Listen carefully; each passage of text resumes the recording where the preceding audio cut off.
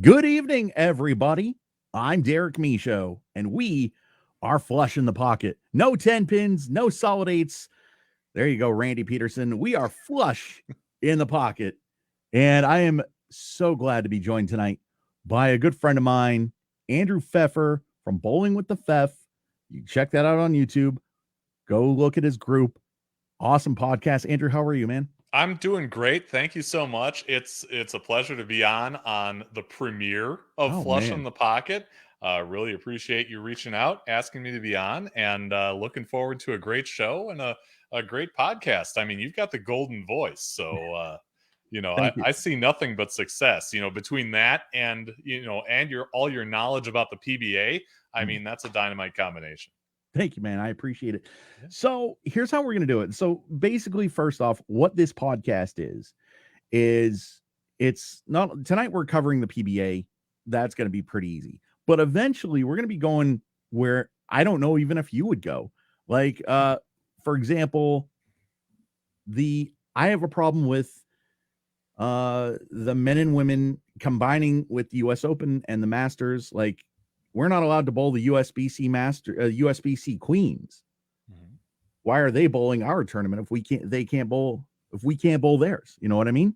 Sure. So I'm gonna be talking about that in a few episodes down the line. But yeah, so we're gonna be I'm gonna be talking about stuff that very controversial. There's a lot of controversy in bowling, Oh yeah. and I want to tackle it. Yeah. I want to Well, tackle it. the timing is right because over the past year, I mean, it seems like stuff pops up every few weeks. So, if even that long. So, your timing is perfect, and yeah, I can't wait to hear your opinions on that stuff. Awesome. So first thing we want to get underway is the last couple weeks of bowling. Um, I have the reason I'm doing that is because you want to recap, your bowling, and why don't you recap yours? How did you do? Where do you bowl? Sure. How'd you feel? What kind of bowler are you? Are you just balls to the wall? Are you what kind of who are you? What kind of bowler are you? Who am I? Well, I feel like my bowling mentality has kind of evolved over the years. I'm a competitor. I'll always be a competitor, and I love the competitive nature of our sport. Um, I have history in the college game, and granted, that was 20 plus years ago, but back then, I guess I would say I was balls to the wall, trying to shut everything out, focus on what I'm doing. Now I feel like I'm a little more casual about it, but I try to keep, as much focus as I can. I never have a drink during league, or certainly not a tournament. I might have one after, but yeah, I'm there to hang out with friends, but I'm also there, with guys who I feel are, in that competitive mindset like I am. So that, we're all there really for the same reasons, to compete, to do our best, and hopefully win a championship. So you talk about the last 2 weeks, and it's interesting that you pick that time frame because I'd say not this past week, but the week before. And I bowl on Thursday nights at Wagner's Lanes in Eau Claire, Wisconsin. Um, 2 weeks ago was my worst night of the season by far. I mean, I didn't come within maybe 50 pins of my worst night this season before that. So it was it was pretty humbling to have an off night like that. We bowl on house, and I don't think I broke 550. It was pretty rough. But this past week, I kind of got things back together a little bit. Eked out a 630 something with a 231 finish. Really, my problem is spares. I'm just not the spare shooter that I was, and it's always tough when you have the expectations of the past you, if you know what I'm saying. I was in junior tournaments, I was in collegiate tournaments, things like that.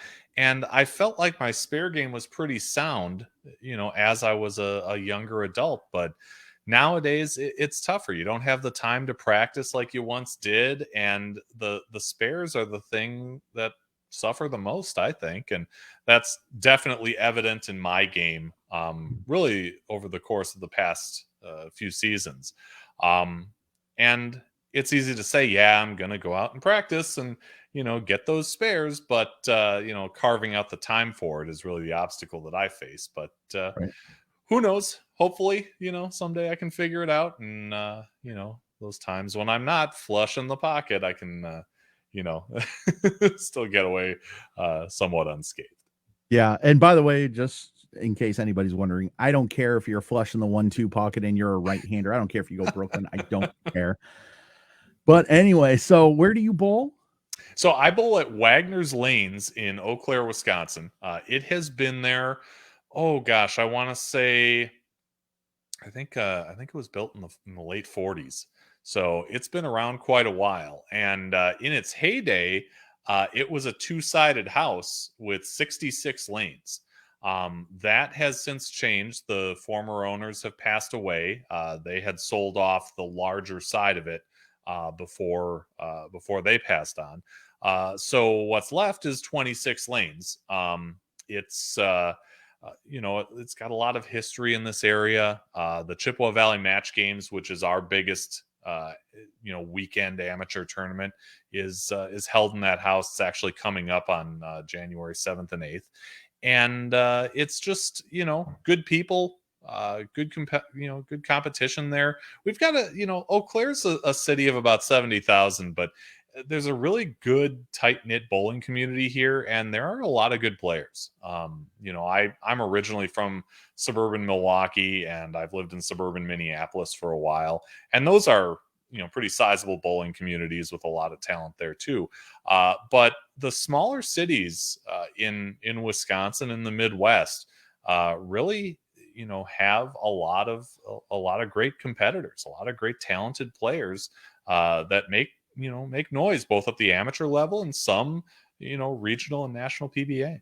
There you go. There you go. So that is awesome. And I know you're going to work on those spares, and I know you're eventually going to, I bet you shoot 900 someday. I need the good juju, coming on a show like this. I feel like that can only help, right? Absolutely. So good luck next week. What night do you bowl? Thank you. I bowl Thursday nights. There you go. So you'll never see Bowling with the Fef on a Thursday night. There you go. So I bowl at Family Fun Lanes, Bangor, Maine. Okay. And that place has been around a long time, owned by a guy by the name of Andy Mucci. Great guy. The Mucci family, amazing people. So way back in the day, up until 3 weeks ago, they had an old oil machine, and everybody would dread coming here because it's very dry. You have to throw it really hard. Okay. And you have to use, I don't know strong equipment. I throw it pretty straight, but I see the game a little differently. And of course, a little bit about my background is I'm a disabled bowler, cerebral palsy on my left side, visual impairment. So I make bowling work for me. So I take one step and I throw it. And when I was talking to you on your podcast about people trying to get me to get my hand around the side of it and shake hands with it, nobody ever worked with me on that. So I just bowl the way I bowl. But I still feel like I see transition. I still feel like I go through some of the same things that, a good average bowler would go through. Mm-hmm. So 2 weeks ago, Family Fun Lanes, Bangor, Maine got a new flex oil machine. And this thing puts out 43 feet of oil. Okay. So I came out and I was excited because I was like, hey, let's do this. And I start out with my original Nirvana. Of course, I'm a Brunswick guy. I'm not on staff, but a lot of people consider me a staffer because I bleed it, I promote it, I talk about Brunswick any chance I get. Yeah. So I start out with the original Nirvana, and that got me I thought I shoot 190 the first game. Okay. And then second game, not so good. I shoot 156. And I'm thinking, geez, I kind of want to switch to my danger zone because the danger zone on that shot reminded me of Augusta, Maine. So that was like my danger zone works great in Augusta, works great in Skowhegan. And I was like, I'm going to switch to it in the third game. The thing was perfect. It was very stable. I knew what it was going to do, and it just held pocket. So I shoot 205 and I shoot 551. My first 500 in 2 months. Wow. I'll take it. Yeah. So then last week I started out with the danger zone because I thought, I expected the same exact thing. And don't, for anybody watching this, don't treat every week like a different tournament, like you're in a different house. Because I'm sure at your bowling center, the shot is not the same. Everybody, they'll say it is, but it's not. Plays different every week. There are other variables that come into play, some that people can control and others that they can't. And yeah, you're right. It's, you never really know what you're going to get until you have a chance to throw a few shots and figure it out. So I shoot 171 the first game. Okay. All right, I'm good with that. Yeah. And then I don't know, something just happened, and second game I kind of fell off. I shoot 141. Fine. I'm over 300 after 2. I need a big number for 5 because that's my goal. Every time I bowl, I want to knock down at least 500 pins, because somebody who has been bowling as long as I have, if you don't knock down 500 pins, then I don't know. Okay. You're just, I expect that out of myself. I can knock down 500 pins at this point. It's, what is it, 170? 170 I think is 166 or so. Yeah. Yeah. Come on. That's a few spares, a few strikes. You don't even need to strike. You don't need to strike to be a good bowler. You need to throw strikes if you're on the PBA Tour. But if you're a league bowler, you can 9 spare for your whole life. And hey, I'm a 190 average bowler. Oh yeah. So third game, get back on it a little bit, just, I don't know, 156. So I'm like 460, something like that. So I'll take it. But I think this week I'm going to throw the strongest piece of equipment that I have in the bag just to see how see what happens. So there's that. Yeah. So what did you think of the 2021 PBA season? Now, 2019, they're on Fox. They left ESPN. They're on Fox in 1920. Belmonte was gone in 2021. Plus, they had the Players Championship, and a whole bunch of things happened there. What did you think of 2021? I'll even pull up the thing here. Yeah, pull up the thing. You mentioned the Players Championship, and I love that format. And I thought I heard somewhere that it may not continue in that in that way with the regions, but boy, it's kind of thrilling for those of us who live in states that have those regional qualifiers in them. The one for I'm not sure if it was called the Central or Midwest region has been in Milwaukee or the Milwaukee area these past couple of years, and I live 4 hours away, so unfortunately I didn't get to travel to either one of them, but it was cool to follow along and to know that, hey, they're in a house that I'm semi familiar with. If memory serves, Tom Smallwood had a pretty big tournament at if that was AMF Bolero or West, or I'm sorry, Bolero Wauwatosa or AMF West, and made the show. But as we later found out, he didn't win the show. In fact, there was some controversy during his match with Dick Allen, the infamous water bottle spill. But yeah, Kyle Troop ended up winning that tournament, and the format is great. You gotta bowl all those games at 4 different patterns, and then just make the top 5, to get your shot at the finals. And it's different. And I understand that it was kind of forced to be that way because of the situation with COVID, but Wow. I mean, I really love that format, and I love, seeing how it plays out. And in those, those regional step ladders, you got some different guys in there, some guys that you didn't normally see on TV. So that's always cool too. I was watching Mike Val and Justin Bone Hmm. do their podcast, and they were talking about all this stuff. I can't remember which region he came out of, but Zach Tackett. Oh Okay. no, I'm sorry, Zach Weidman, I think is his name. Oh, yeah, yeah, yeah. Yep. Okay, Zach From Weidman. Indiana. Hmm. Right. So everybody and their mother was picking Wes Malott to take him out because he bowled Wes Malott in the first match. Okay. Everybody was picking Wes Malott. And I mean, come on, that's like, how are you going to do against Belmo, Fef? Right. You know, Yeah. It's a Hall of Famer that you're, that you're up against. so there's one person that I know of that said Zach Tackett or Zach Weidman. I apologize for butchering names here. Zach Weidman is going to take out Wes Malott. There's one person in the world that I know of who thought he was going to do it. You know who that is? Who is it? Me. Ah. Because you called that one. Because I did. Because here's the thing. How easy is it for you to bowl when nobody expects you to do anything? You've got nothing to lose. And that's nothing to lose. Oh, well. Yeah. That's the mentality that you have to have. You're gonna, Yep. Yeah.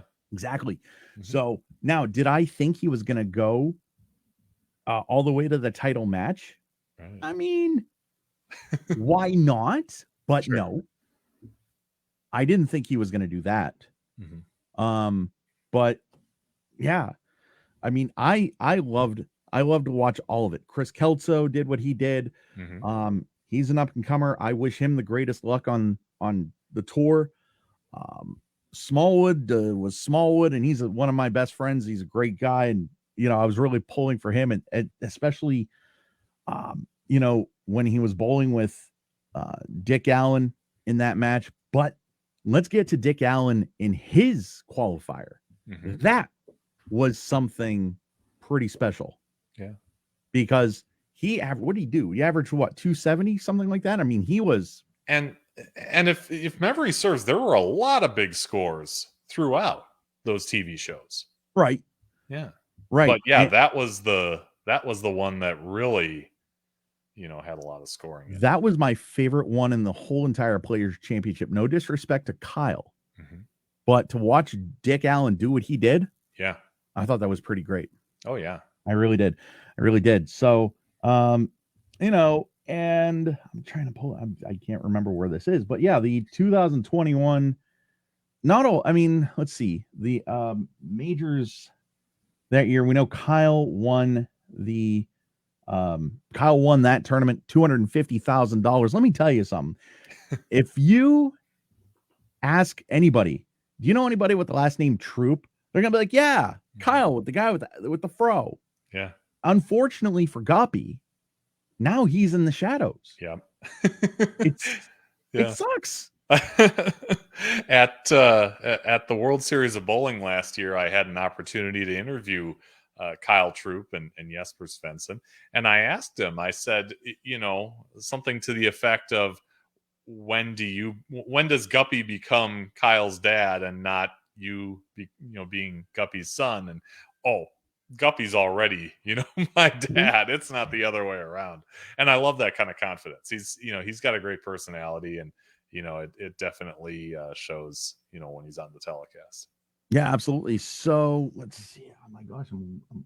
But all right. So let's jump into 2021, the player of the year, of course, was Kyle Troop. Now, is that because Belmo was not there? Do you think if Belmo was bowling, do you think Kyle would have been player of the year? Do you think Belmo would have kind of been it again? But it's tough to tell. I mean, and that's kind of the what if question that I feel like we're always going to have about that season. Now, like you said, you can't take it away from Kyle Troop. Everybody had the opportunity to enter these tournaments to compete. Kyle Troop did. He won all the money, set an earnings record, and won the championships and won Player of the Year. So Right. hats off to him. I mean, he can't help that one guy isn't there, or another guy doesn't show up or can't show up. That's not on him. So I mean, kudos to him for the season he had. Yeah, I mean, I think you have to wonder what Belmo would have done, but in the end, Yeah. what do you do? I He mean, wasn't there. Yeah.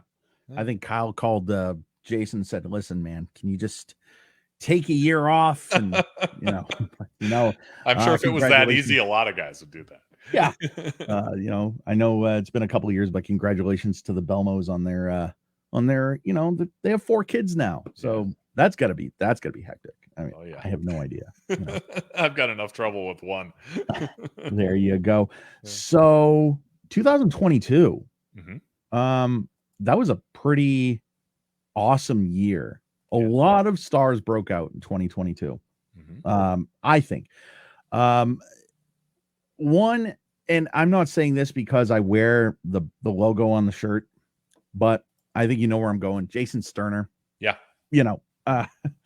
What a year he had. Yeah. He was good in 2021. I mean, he made a couple shows in 2021, I believe. And 2022, he just picked up where he left off. The only thing missing was that W. Yeah. And as I said before, I was at the World Series of Bowling for the World Championship. So I'm sitting there watching that telecast as it's happening, live in the place, and watching him, climb that ladder. And wow, he got really close, and it was a great show. But in the end, I mean, Chris Prather had enough to eke out that championship. But yeah, you can't take anything away from the performance that Sterner had to knock out guys like Belmonte and Tommy Jones. Hats off to him. Right. So the thing that I remember, Jason left the 3-6-9-10 in the roll off. That was, I mean, talk about, okay, if somebody comes up to you and say, "Hey, I could bowl 300. I strike every time in practice," and then the lights come on and they don't. Right. Not to take anything away from Jason Sterner. I mean, he knows how to get a hold of me. We're Facebook friends. But I mean, that's gotta hurt. Yeah. You throw it that good, all of a sudden, that one shot, you just miss it off your hand. And boom, you got 6. Yeah. And that's what makes it such a challenging game at times is you just don't know. You train for it, you practice, you think you've got it licked, you've had 2-3 games of great bowling, and then one shot. Tommy Jones does know what it's like to go through that, though. It wasn't in the title match, but 2006 USBC Masters, he's bowling Doug Kent, and they're in a roll-off. Tommy, I can't remember who went up first. I think Doug went up first, and then Tommy goes ahead and he leaves the big the 3-6-9-10. Hey, listen, if people want to say there's no pressure in PBA bowling, I don't think you own TV. Oh, yeah. Yeah. And to see it firsthand, oh my gosh, it's amazing. It's just amazing. You need to come to Portland. I'm telling you right now. Yeah. Next year, if I could, I'd buy your ticket. So, okay. Any surprises from last year, from 2022? Surprises. Like, I'll tell you, I feel like, I may not have all of the specifics down quite as, as you do, where you've got, I mean, a lot of those things that, that the average fan may not know because you've retained that stuff. I couldn't remember that Dom Barrett was on the verge of a Triple Crown until he's on the show, and all of a sudden they're saying, he can win this for the Triple Crown. And it's like, oh my gosh, why didn't I realize that? And that had to be one of the most, I guess, subdued, Mhm. Triple Crown championship that has ever happened on the PBA Tour, and not by any fault of his. I mean, Don Barrett's great. I would say he's got to be a shoo-in for the Hall of Fame, right? Yeah. But I I don't had know no about idea. first ballot yet. No disrespect, Yeah. but he's got the 10 titles, he's got the Mhm. 3 majors. Yeah. I think he just needs 20 years experience, 20 Yeah. years on tour. I'm not sure of the exact criteria, but I always figured, hey, if you won 10 times and you got a major or two in there, you're at least on the inside track. So I don't know how many people keep stupid PBA facts in their head. I'm going to give you one. Okay. Dom Barrett was in the crowd at the 2002 Dallas Open. Oh, wow. So Ron Thulin, Randy Peterson were the announced team at the time. Okay. And so Ron says, want to welcome Dominic Barrett from England. Might have gotten his age wrong, because I mean, if he was 13 in 2002, I don't know. Something doesn't add up here, because he's Right. but anyway. Yeah. And so he says, yeah, well, I want to welcome Dominic Barrett to US. He's in the crowd. And so yeah, he watched Dick Allen, then Richie Allen, win his first title over Tony Reyes. So yeah. Anyway, moving on, I guess. What about Norm Duke and that whole thing with him leading the Masters? Should he? I know a certain person that thinks he should have bowled twice, been beaten twice. I kind of agree with him. I understand why he wasn't, because that's the TV format. Mm-hmm. What do you think of that? I mean, what do you think of that whole match? I'm used to the TV format, Mm-hmm. so I'm not, in the camp of, well, he should have been beaten twice. I mean, that's not the format. People know that coming in, and that is how it is. But you had to, how could you not, want to see that guy win again? I mean, it's I never considered myself a huge fan of his, maybe through the late 80s and early 90s. But now it's like, you saw him win the back-to-back titles, and I believe that was 19, and he's amazing. He's just amazing. I've never met him or talked to him or anything, but He's all right. Yeah. what Nice an, guy. what an amazing talent. He's one of the greatest to ever do it. And What do you think about this? I this just popped into my head. I think what they should do for the Masters is it should be 6 instead of 5, and the final should start on Friday. like a 6-person stepladder? Nope. Oh.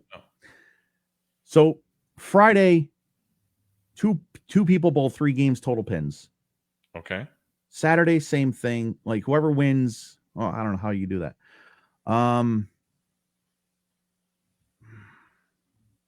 Yeah. Well, no.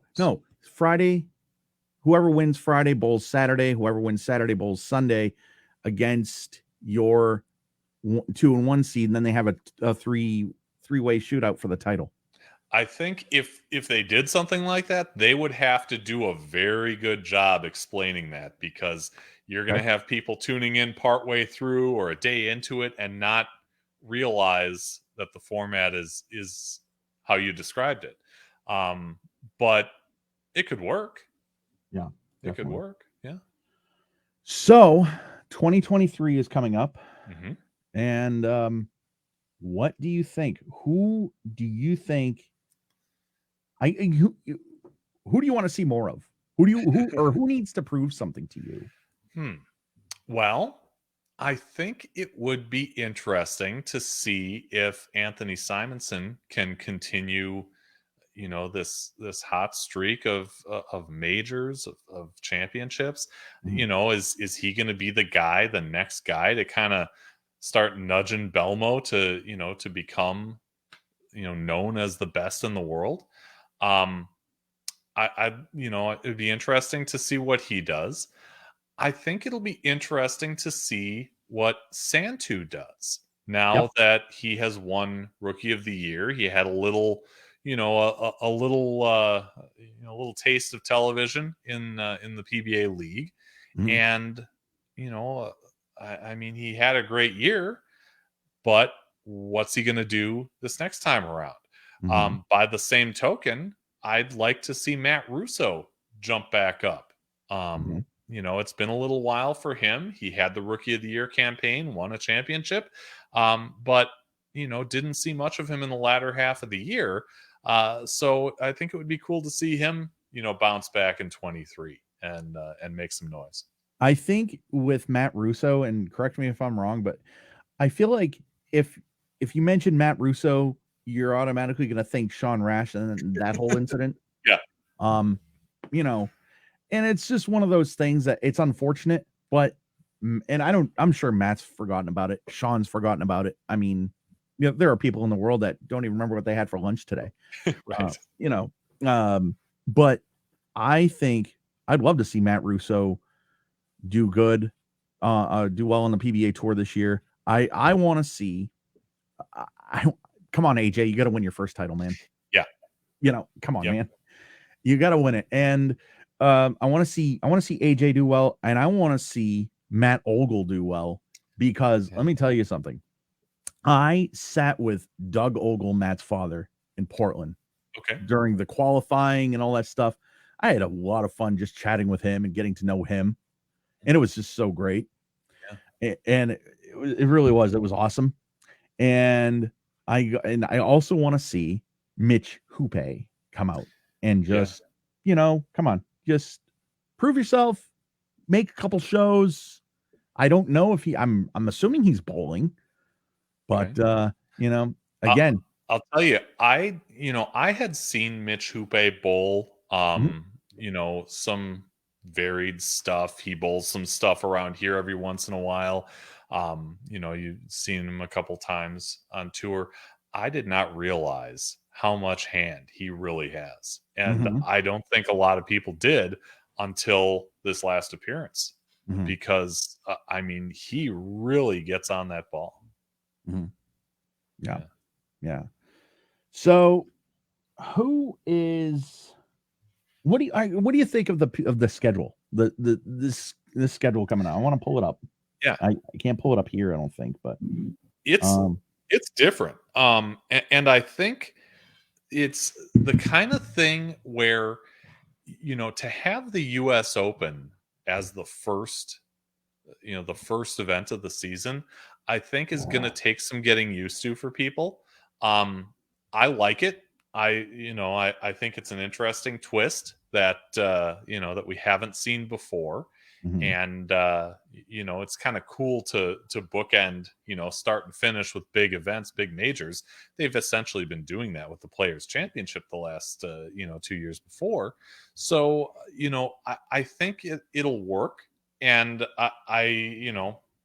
again, who's got the crystal ball to know if that's how they're going to do it, moving forward. To me, it's got kind of that Daytona 500 feel to it, mhm. where you have the biggest racing event of the year Yep. right out of the gates, Right. and that's kind of the feel that I get with having the U.S. Open, first in line like that. My big thing was, I said it to Tom Clark at the World Series, bring it back to Milwaukee because let's face it, we need it here, and Right. they did, which is awesome. I'm hoping I can get back there to create some content there and see it.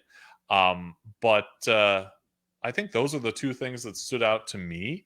Um, and yeah, selfishly, I'd love to have an event in Minneapolis, St. Paul, just because it's even closer to me. But who knows if that'll happen? So, does anything strike you that what does anything and I'm looking for something specific here. I want to see if you can figure it out. Okay, and I'm gonna Come to try and pull it mind. up while Okay. while you're asking the question. US Open, Woodland Bowl. What comes to your mind? Oh boy, was that the center and and the championship where Pete Weber had the You bet. trophy and You the eagle bet. fell off? He beats Mark Thayer, shoots 289 at Mark Thayer. and he drops the eagle at Woodland Bowl. The expression on his face was priceless too. Oh, well, did you ever see? He did an interview about it on, I think, Bowling the Perfect Game. I don't know if you ever saw that VHS. No, haven't. But it's on YouTube. But he says, "Hey, I just asked the guy. Says, is this thing on?" Pulls it up and just boom. So, and I'm struggling here. I think the last time the U.S. Open was there might have been 2010. Okay. Bill O'Neill. Yeah. So Bill O'Neill wins that. So let's see. I don't know. Do you want to have a little bit of fun? We got some time. Sure. You want to pick a winner for? Let's go to the TV schedule. Let's pick winners here. Let's have a little bit of fun. Okay. We don't have to document this. Right. All right. U.S. Open. Who's your top 5? Who's your winner? Oh my gosh, top 5 too. Now keep in mind that I went on with Matt Farber of KR Strikeforce and did like a pick'em bracket, mm-hmm. and that was fun. My bracket was so bad; it was just horrid. I mean, not anywhere close to to how it turned out. So, I mean, work with me here. No, I guess we can go. All right, we can go with winners. Go with winners. Who's going to win the U.S. Open? Okay, who's going to win the U.S. Open? Just because of the difficulty of the pattern, I tend to want to lean toward a shot maker. And when you think of the shot makers, I mean, in modern bowling, the two guys that stand out to me are Chris Prather and Francois Lavoie. So I'm going to say Prather, in some kind of close fashion over Francois or someone of that ilk. A couple of great shot makers, putting on a show on what's always a demanding pattern, in the championship. I'm gonna say, of course, we don't know. I mean, this could be a just total bust. And probably will be in my case. I'm going to say Jason Sterner. Okay. Is that a stretch? I don't think it's a stretch at all.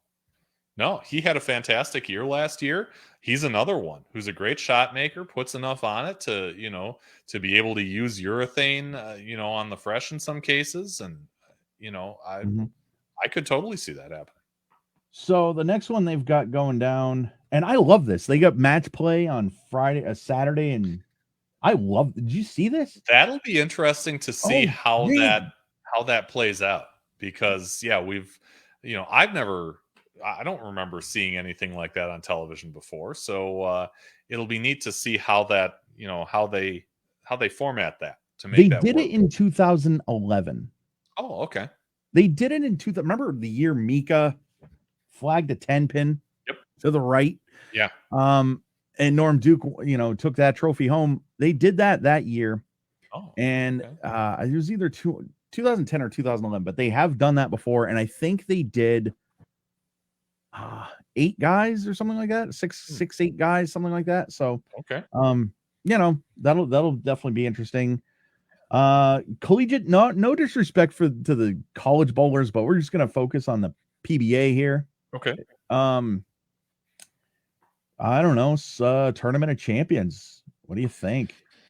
Oh boy, Tournament of Champions, and what's the venue for that? I can't even remember, and of course, it's not right front and center here on the TV schedule. Give me a second. The TV schedule. Tournament Champions.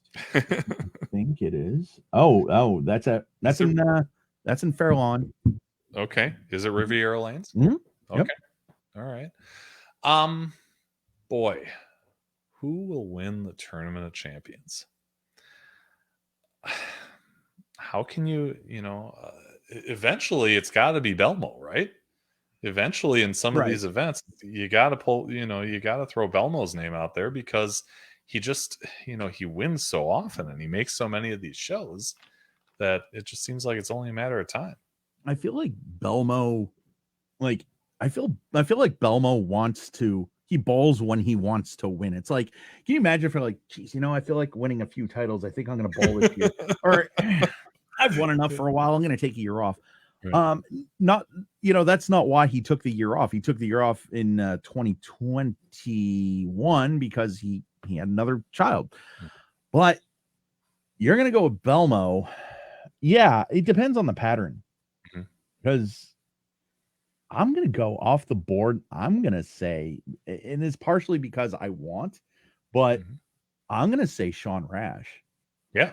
because he hasn't won in a long time.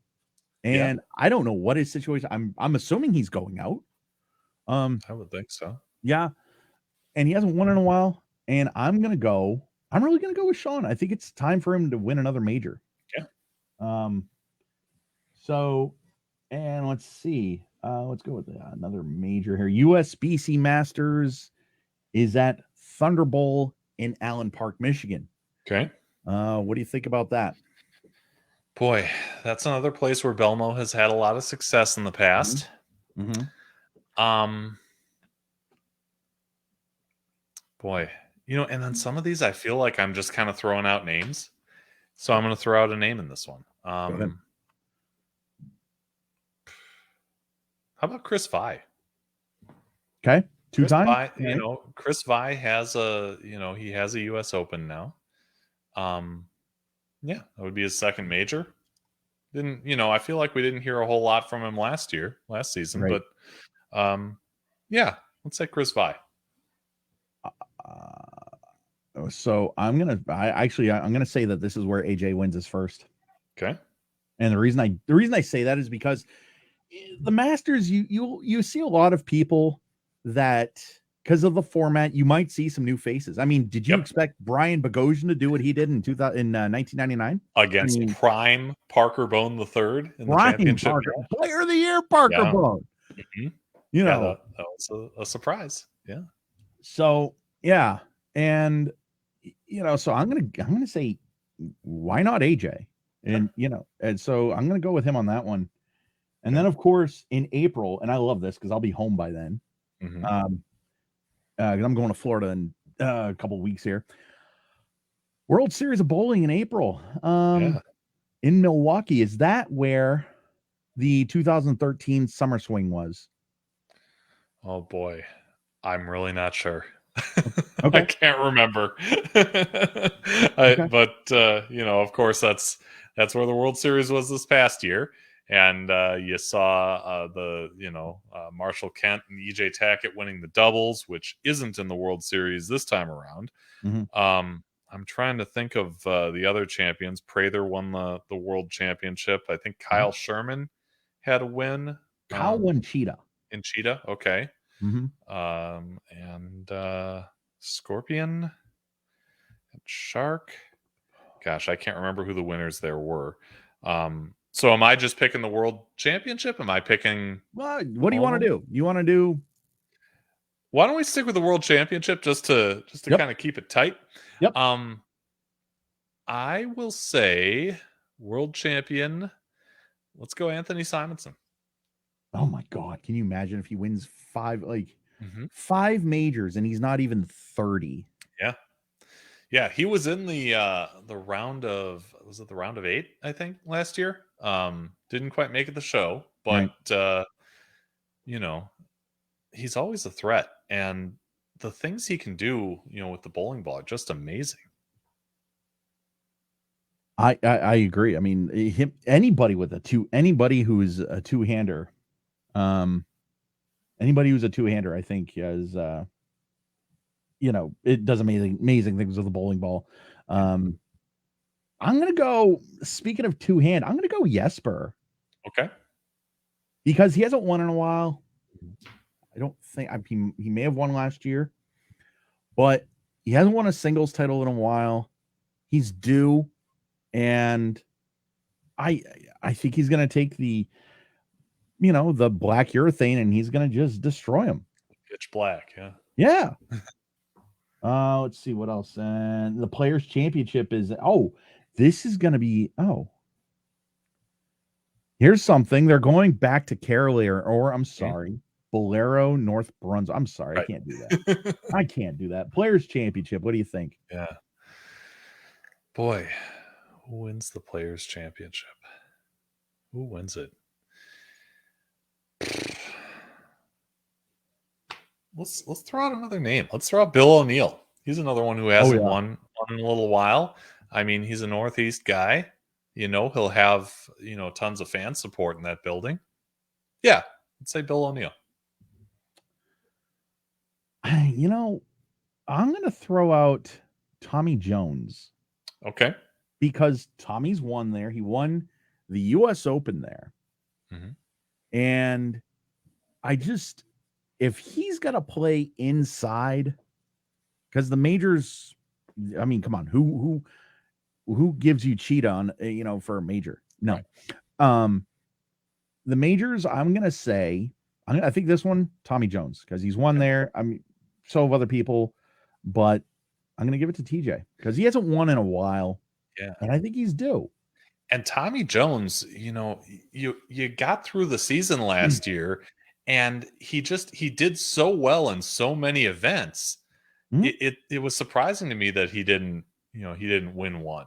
But I mean, the sum total of all the events, he had a great year just because he was always in it. He really was. He almost won the playoffs.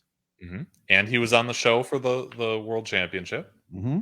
Yeah. I mean, I think he's due. I think it's going to happen. Not to shut out Kyle Troop. I'm sure he's going to win somewhere. Mm-hmm. Because I mean, we're just throwing names out here. Yeah. And it's like picking the lottery. Right. How many times have you won the lottery? I haven't won it yet. 0. Right. Exactly. So we're just picking names out. And this is no disrespect to any pro bowlers. I mean, so let's see what else. Super Slam PBA Tour Finals. Oh, PBA Tour Finals. Okay. That's in Arlington. Oh, that's in Washington. Mm-hmm. Are you close to Strikers East? Strikers in Arlington? Nope, not at all. Not at all. We vacationed in DC for a week over the summer, but that's as close as I've gotten to that place. No, honestly, I'm gonna go Belmo again. I mean, you saw what he did in the tour final this last year. 300 on TV again, and taking that whole thing and right.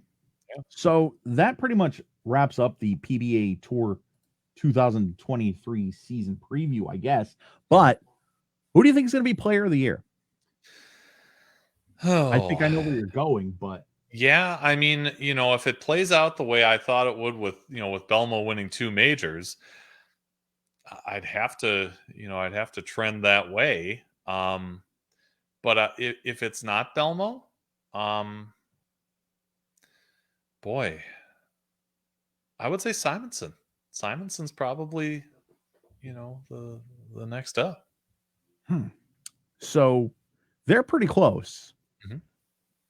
What does, if anybody, I don't care who it is, what does somebody have to do to beat Belmo while he's bowling? Is it mental with Belmo, or is it? I feel like you got to have it all. You got to have the mindset. You got to have the execution. I mean, that's a guy who, he just throws pins around so well and he's going to make great shots. And if he gives you an opportunity, you're going to have to, jump all over it and probably strike the rest of the way because he's liable to do that,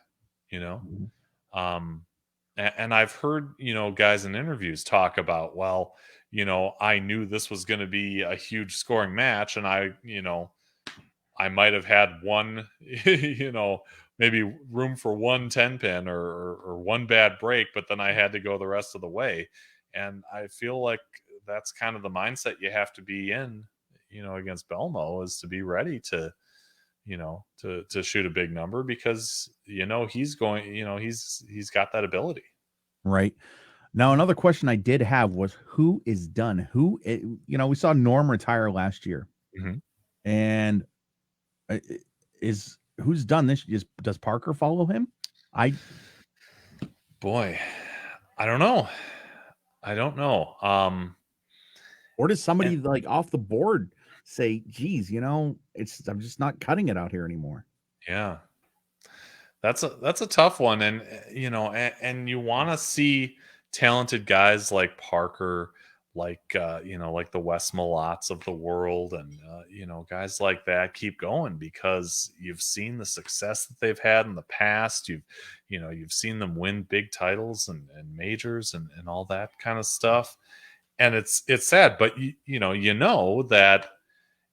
I mean, Pete Weber, Walter Ray, those guys knew they just weren't striking with the younger pros anymore, and they knew they had to kind of take a step back. Boy, you never know what's going to happen, Right, but obviously. you know, but So I'm it's not tough to fathom a guess when it comes to younger guys, just because you want to see them all go on. so one of the questions I had for you, and I was looking for it, but Yeah. and I couldn't find it, but who who of past or present, who could have won more and Okay. could have I guess we're going present. I guess we're going or past. I guess we're going like, you know, guys from yesteryear when we were growing up who could have won more. And when I mean could have, barring injuries, barring whatever, Whatever. uh who who do you think could have won more? Sure. I mean, when you consider all the second place finishes that guys like Marshall Holman, Walter Ray have had, Mhm. I mean, just being so close, and how great those two are. Mhm. Both in the rounds leading up to TV and on TV. Mhm. I feel like they could have. Um, when I remember seeing Jim Johnson Jr. win Mhm. his lone title. And I thought, wow, there's a guy who's got a great physical game, who seems to be, the next guy to make some noise. And you just never heard from him again. Now, I'm not sure about, what happened after that, if he kept touring or what. But I always thought that he was, a guy who had the potential to win more on Mhm. tour. I have AJ a has got the game to win. He's EJ? got the game. He's got the focus. Who's this? Uh, AJ or AJ, EJ? AJ AJ. Johnson. Yep. Okay. Yeah. And it's surprising that it hasn't happened yet, but, I'm in the camp with you. I think it's going to, probably Oh, sooner rather than later. oh yeah. Um, I want to actually get off the board a little bit and say, what would happen? What do you think would have happened if Randy Peterson had never had knee issues? That's a good question. I mean, the guy's got 13 titles, Yeah. and he he he won in November of 2002. That was his last title, beating Chris Barnes. Mhm. Um, and then before that, it was Indy in 1999, and then in Kentucky in 1995. He's won 13. He had 4 knee surgeries. Jeez. He could have, man, I tell you, if there was never anything wrong with his knees, Yeah. why couldn't he win 30 times? Sure. Yeah, he always struck me as one of those effortless power guys. Like, What? his swing was so smooth and fluid, yet he seemed to get a lot more on it than most of the other guys that he was facing. Mhm. Um, yeah, that's a great one. How about Mike Jasnow? Mike Jasnow, had an injury and couldn't do it anymore, but boy, he came out strong when he did, you know. When he A was younger. guy that I've never seen, I don't believe I've ever seen Mike Jasnow throw it, Okay. unless he wasn't on the, no, he wasn't on the 2018 Masters. Oh, no, no, no, no. This was, yeah. He wasn't on the 18 Masters. He was I want to say the title he won was late 80s, I think. Okay. Late 80s, early 90s. All right. Yeah.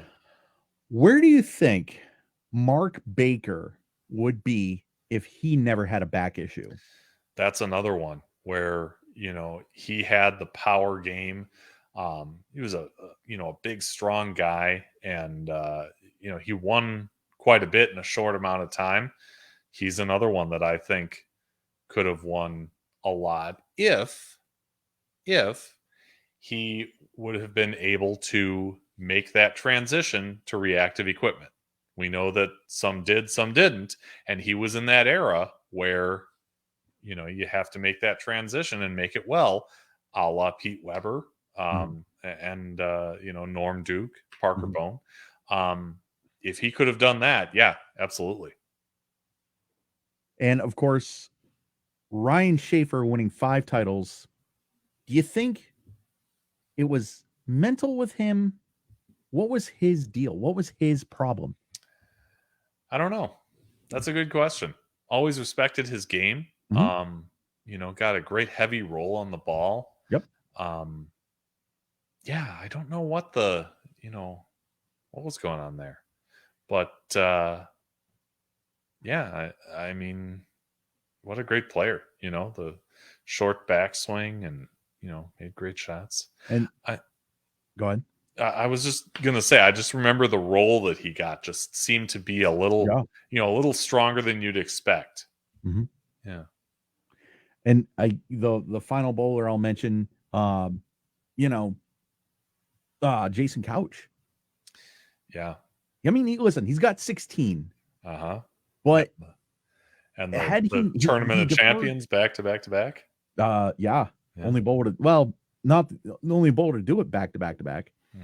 Mike Durbin did that with 3 separate approaches, a 3, a 4, and a 5-step approach. That's crazy. Totally crazy. My thing with Jason is he's another knee guy. It was his knee, and he had to defer the 07-08 exemption. I think it was that one. Okay. Yeah, because he was on the he won the Dick Weber Open in 2007, beating Patrick Allen, and then he beat Bill Oatman in Henderson, Nevada, in Vegas the very next week. Okay. But he had to. I mean, he's had knee issues. He retired in, I think, 2015, and then came back a few years later. Again, if he never had knee issues, I mean, we never know. Yeah, but it's one of those deals that, hey, it's just, I think Jason Couch could have very easily won again 20, 30 times. So let me ask you this: Will Jason Belmonte pass Walter Ray? Oh boy. So Walter Ray with 47, correct? Yeah, and Jason's got 30. And he has 30. And Belmo is how old now? 38? He's got to be around 38. Right, he was right around there. Yeah. Boy, it's he's younger than me. The unknown there is, we haven't had the sample size of two-handed guys to to fully understand, okay, as they age, what kind of potential ailments do they have or not have, because it's still relatively new.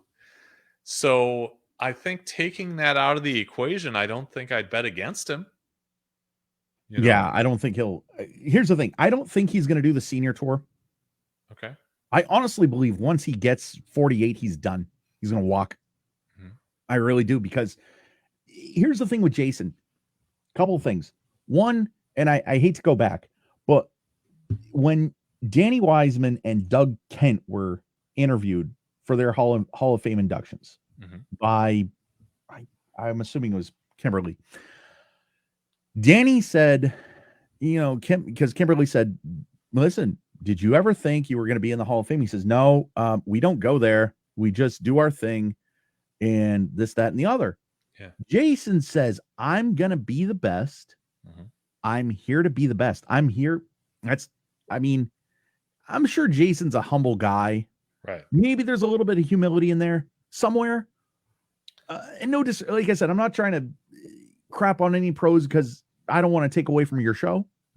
I just kind of wish he just came at it as, hey, listen, I hope this happens. But I think because he said that he was going to be the best, he's the best. But I'm still going to give the nod to Walter Ray as far as the greatest of all time. Okay. because look at guys like Mark McDowell, Dave Husted, um, oh gosh, everybody, all those guys in the 90s, Tony Westlake, Ron Williams. They didn't stay the course. Now, I guess it's hard. I don't know what it's like. But Walter Ray has done it with every piece of equipment there is, every type. And Jason, I feel like Jason, we're only seeing one era. Yeah, it is a different era. And that's why, I can remember asking Len Nicholson on my show about, okay, Belmo has another player of the year. He's now tied with Earl with 7. Does that put him over the top? Is one better than the other? And he said the same. They're different eras. You can't really compare. Bowling is one of those sports that has changed so drastically in the past 35 years. Absolutely. That it's tough to compare one to the other. And when you get to Earl, Walter Ray, Belmo, they were just the best of their individual eras, I think, Absolutely. So, Fef, I really appreciate your time. But you got a couple more minutes. Let me ask you this. When was the last time you bowled a perfect game? The last time I bowled a perfect game was what year was it? Was it 18 or 19? It was October of one of those years. I went messenger 10 in the 11th and 12th. So it was pretty fortunate. But that was the last time I did it. It's been a while. So I've certainly come close, but haven't really gotten over the hump there. And there are no messengers here, and you're about to get a perfect game because we're going to go 12 questions. Every shot is flush in the pocket. All right. And, these are just fun questions, nothing too personal. Sure. Not really relating to bowling, just getting to know you outside off the lanes. Okay. All right. Favorite food? Favorite food, I will go with pizza. Oh, really? Really? Okay. So, but I have to agree with you there. Okay. I eat my pizza 2 ways. I do like pineapple on my pizza. Okay. And by the way, have you had dinner yet? Because I just ordered you one. Oh no. Just kidding. I haven't, and I'm not a pineapple on pizza guy, but my wife is. Beth is a huge pineapple on pizza guy. So it's not that it hasn't been close nearby, but yeah, not really my thing. And what's your wife's name, you said? Her name is Deanne. Deanne, hi Deanne. Yeah. Hopefully you're doing well. Hopefully you're having an amazing night. Yeah. All right. So like I said, I've eaten buffalo chicken. That's all right. I eat buffalo chicken in other ways, but I'm a pepperoni guy or a Hawaiian guy. Okay. So Coke or Pepsi? They're different to me, Pepsi to me is kind of sweeter. Coke is seems a little more almost sharp. I kind of steer Coke most of the way just because I like that sharpness, so I don't drink quite as much. Right. So, yeah. I do both. Okay. I love Sprite, I love Coke, I love Pepsi. I'm weird like that. I'm probably one of the few that will dip in both pools. Okay. Not at the same time, right? You're not like... No, I've never mixed Coke and Pepsi, but don't tempt me. I might do it. Sure. What do you do to take your mind completely off of bowling? In a perfect world, I don't. Oh, sure. Of course. It's a big part of my life. But, family, hanging around here with wife and son, and of course work. I've got a full-time job, so there's that. But no, those are probably the two big things: is work and family. And that takes up a lot of time.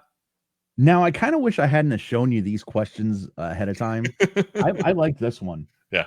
If you could have a meal with 3 people, living or dead, who would they be? Oh my gosh. Yeah, I didn't remember seeing that one, but 3 people, huh? Okay. I, they say never meet your heroes, so I'm not, I'm going to keep my heroes out of it. Although, well, I'll say one, I've got to put my father in there. My father passed away really young, so if we're saying living or dead, he's definitely going to be on the list. Well, I'm sorry. Who's this? My father. I'm sorry for your loss. Oh, thank you. That was decades ago, but yeah, he'd be one of them. You got to have a bowler in there. So, living or dead, huh? Mhm.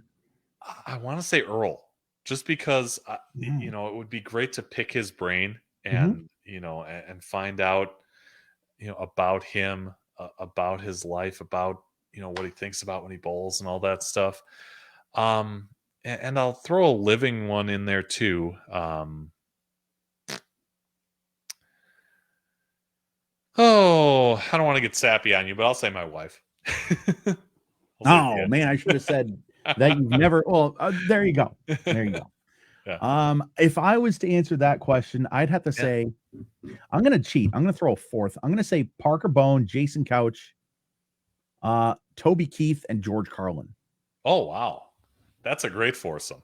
I'm Yeah. not I know you're a country music guy and you've got a great country music radio station.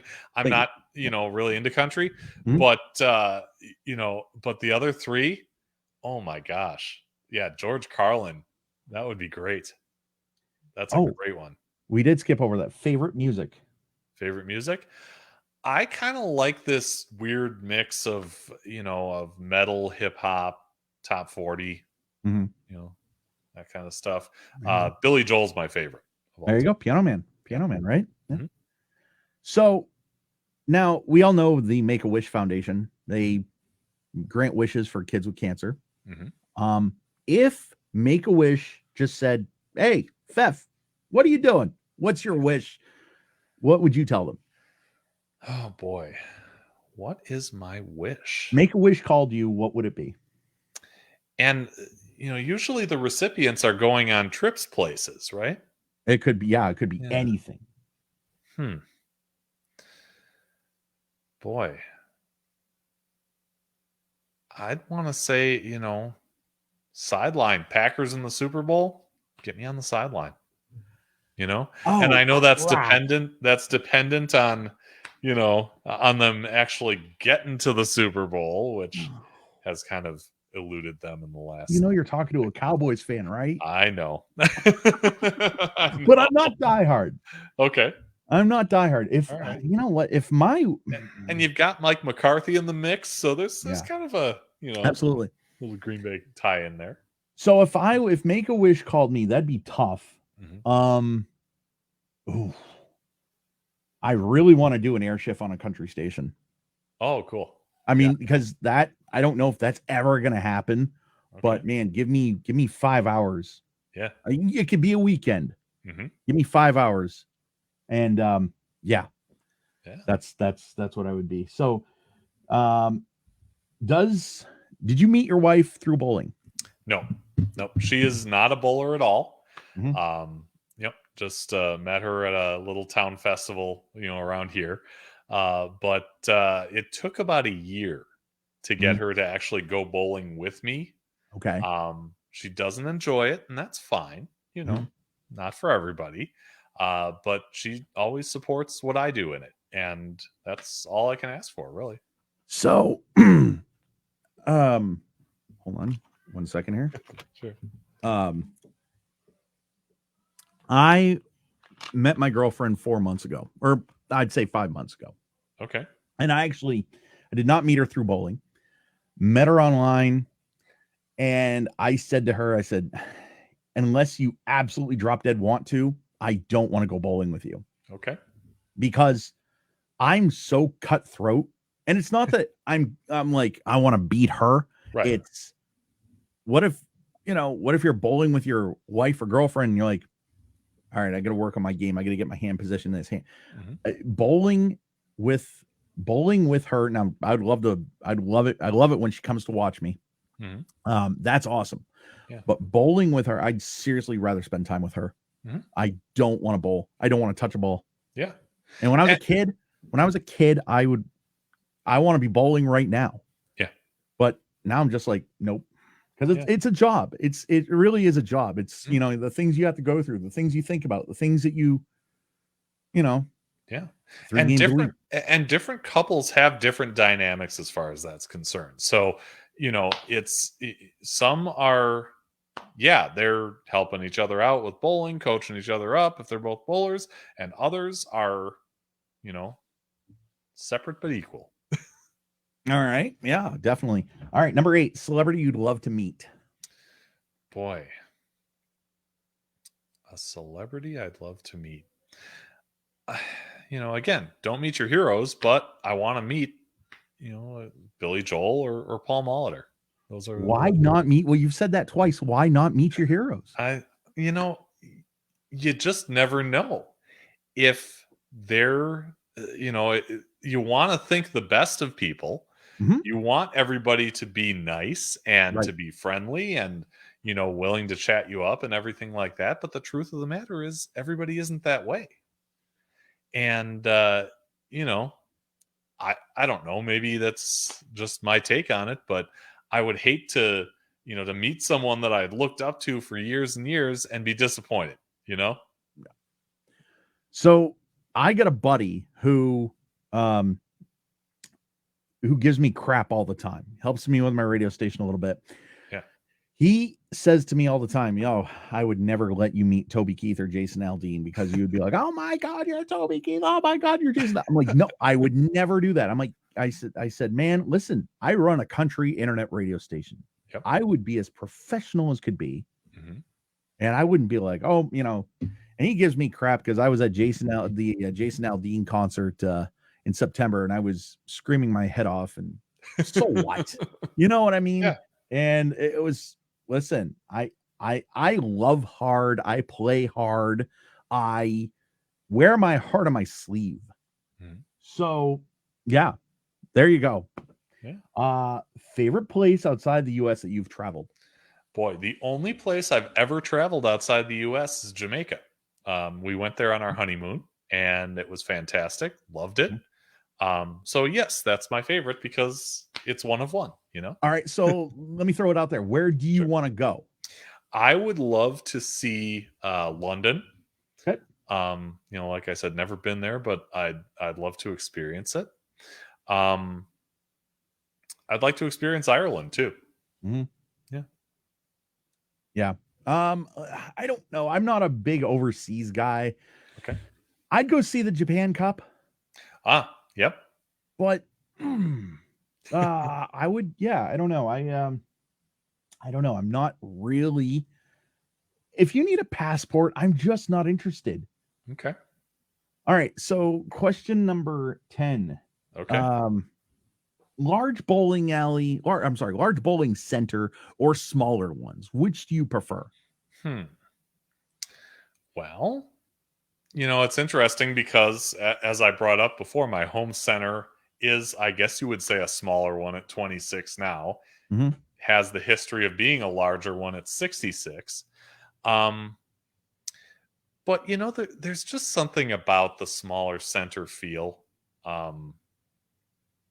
And I feel like the centers that I've bowled in predominantly have been, at max 24, 26 lanes. Mm-hmm. So I'm going to say smaller. Okay. Yeah. So remember when AOL first came out? Sure. And you get the free CD-ROM. And, okay, maybe a little past that. Okay. When the PBA came on the web. Okay. I would always try to contact them and be like, will you guys ever come to Maine? Yeah. And they're like, no, we need a bowling center that's got 40 lanes.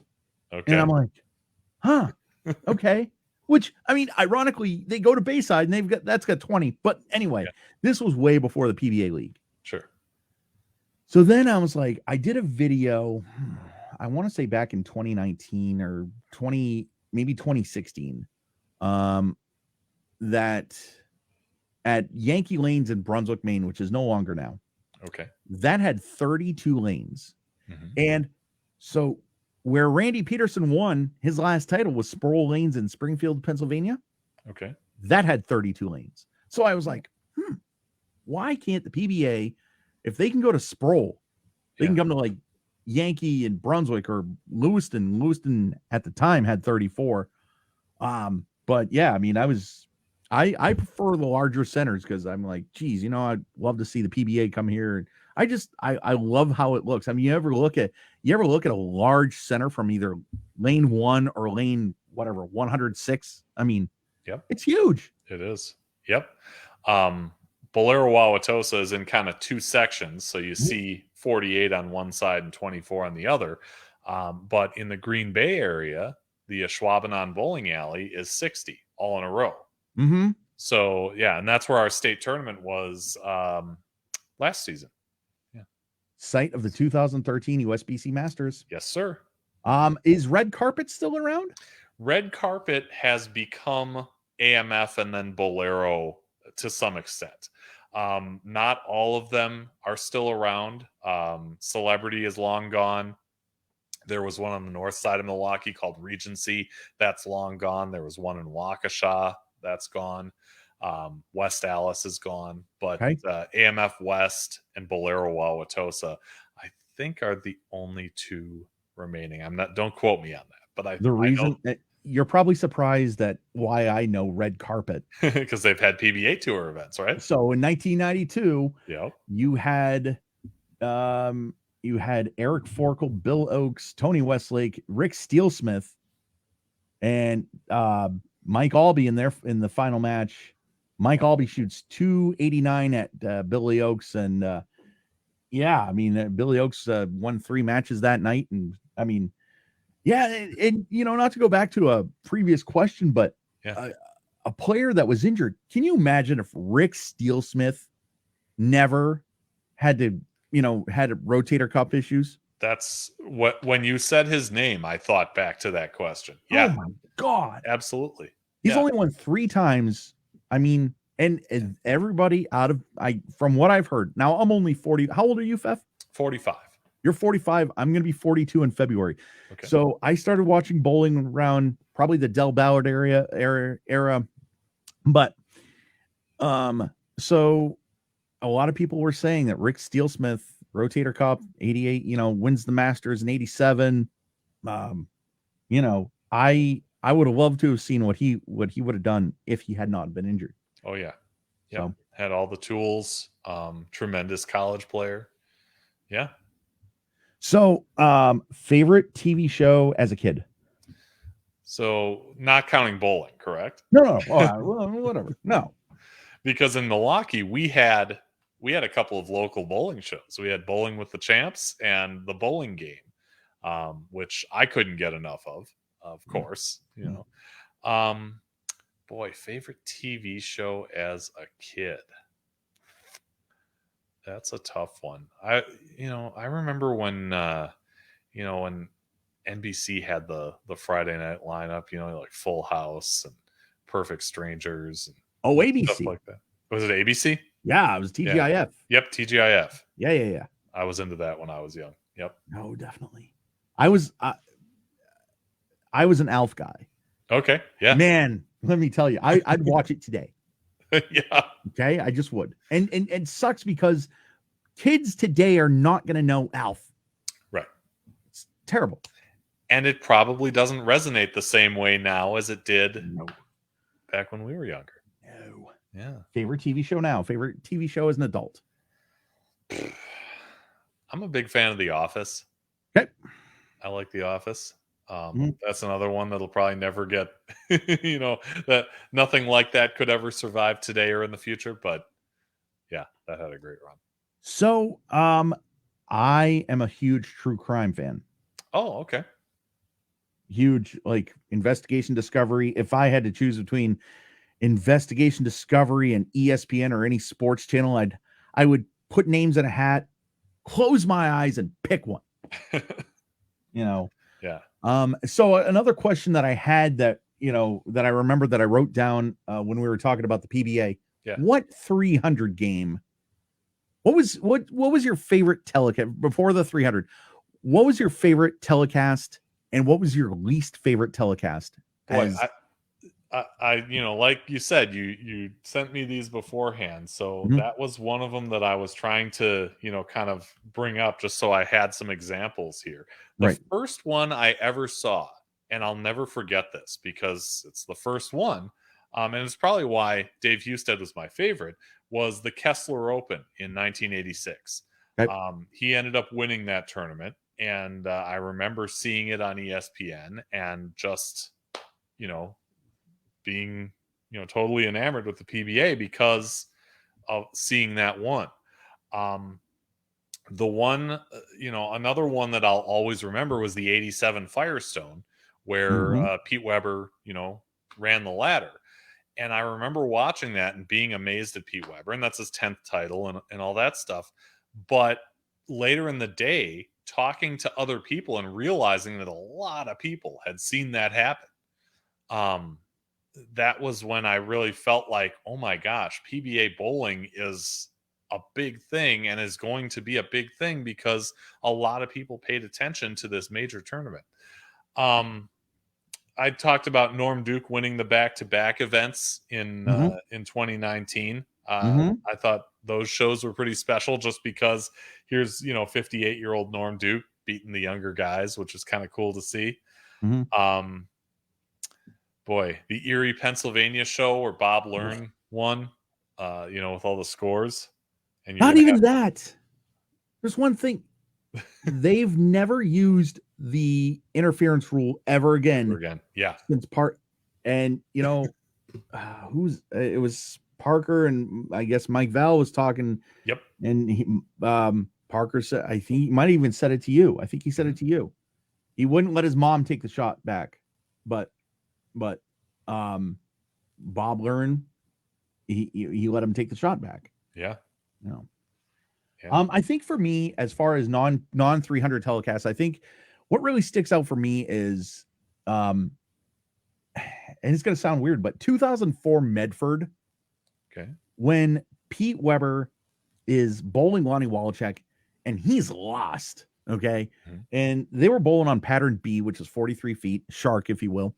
Okay. And so Pete Weber shoots 197, Lonnie Wallachek. Lonnie needs a mark. Leaves the 1-2-10, Oh. misses it. And the week before, he missed a spare to lose to Walter Ray for the title. Oh, So jeez. this was a match that you needed to win this match to get to the title. Mhm. But to see Weber that lost, and then he starts the title game. They're on 29-30 at Lava Lanes in Medford.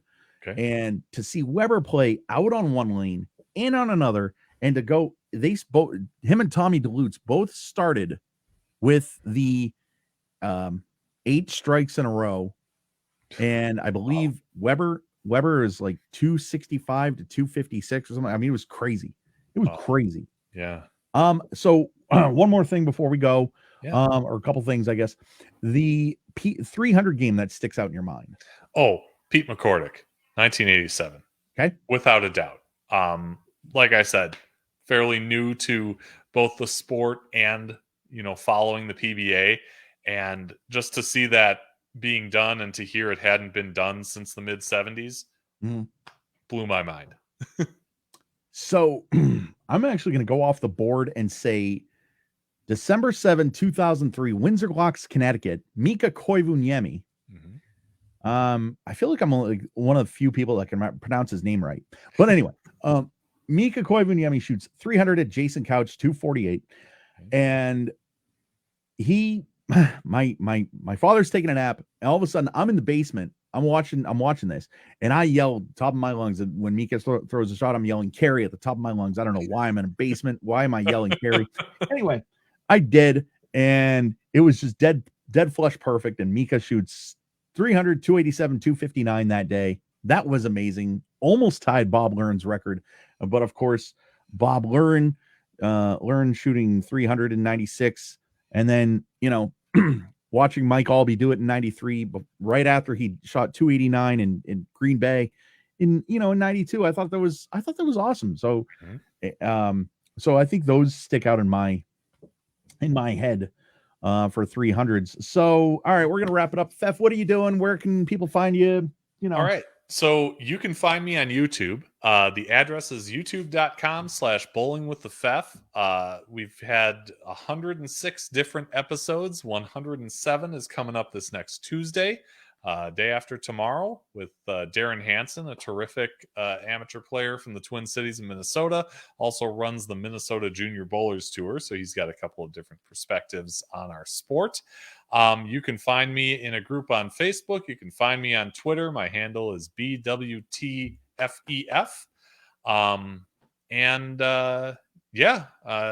That's where I'm at. Please check out the show. Subscribe if you love bowling. We get into a lot of in-depth interviews, and including, of course, the one with you, Derek. And just happy to bring on so many different kinds of bowlers and so many different skill levels, and talk about their passion for the sport. That's really why I do it. Absolutely. So if you want to find me, of course, I'm on Facebook. I got, today's Hot New Country B105 on Facebook. Just go to facebook.com/B105 radio. I drive you home every day, 3 to 7, Monday through Friday. And if you're really bored and want to watch me play video games, I'm on Twitch, twitch.com/DerekB1057. Buddy, man, Fef, thank you so much for doing this. No, thank you for taking the plunge. I think it's going to be great. I love the format and the your enthusiasm, and much success to you as you go forward in this podcasting journey. Yeah. So next week, I think we will do an episode. I don't know if I'm going to have a guest. If not, I'm going to be talking about. I'm going to go over an old telecast, one of my favorite PBA telecasts, and cool. Actually, I just watched it. 1992 Rochester. Randy Peterson, I believe, finished second in that tournament, second or third. We're going to talk about it coming up next week, same time, and hopefully you tune in. Fef, it's been awesome. Thank you so much, and best of luck to you and your endeavors, man. Thank you. Appreciate it, buddy. All right, buddy. Have a good one. All right. Night, everyone.